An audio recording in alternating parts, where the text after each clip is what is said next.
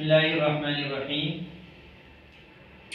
نبی کریم صلی اللہ علیہ وسلم نے ارشاد فرمایا، حق الولد علی الوالد ان یحسن اسمہ ویحسن ادبہ۔ حضرت عبداللہ ابن عباس رضی اللہ تعالیٰ عنہما اس حدیث کے راوی ہیں۔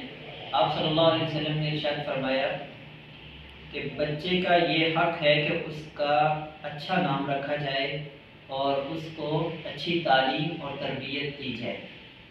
دیکھنے میں آج کل یہ آتا ہے کہ بہت سارے لوگ ایسے ہیں، آج ہماری پوری کی پوری نسل، ان لوگوں کو یہ شوق ہو گیا، کسی سنگر کا نام رکھا جاتا ہے، اداکاروں کے نام رکھا جاتا ہے، اور اسی طرح بچیوں کے جب نام رکھتے ہیں اور نام رکھنے کے اندر معنی کو نہیں دیکھا جاتا، بس صرف یہ ٹرینڈ ہے لوگوں کے اندر، کوئی ایسا نام ہونا چاہیے کہ نیا سے نیا نام ہو، پہلے کسی کا نام نہ ہو۔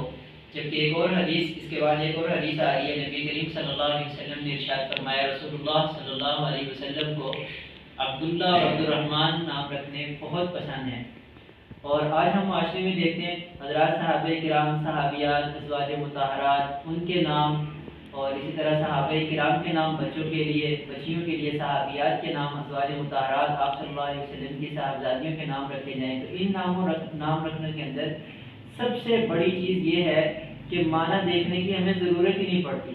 جب یہ نام ان کی نسبت کے ساتھ ہم رکھتے ہیں تو اس نسبت کے ہی معنی اور برکت بہت زیادہ ان ناموں کے اندر ہو جاتی ہے۔ اللہ تعالیٰ ہم سب کو اپنی اولاد کی اچھی تربیت کرنے کی توفیق عطا فرمائے، اور اپنی اولاد کا جو پہلا حق ہے کہ ہم ان کا اچھے سے اچھا نام تجویز کریں اور اچھا نام رکھیں۔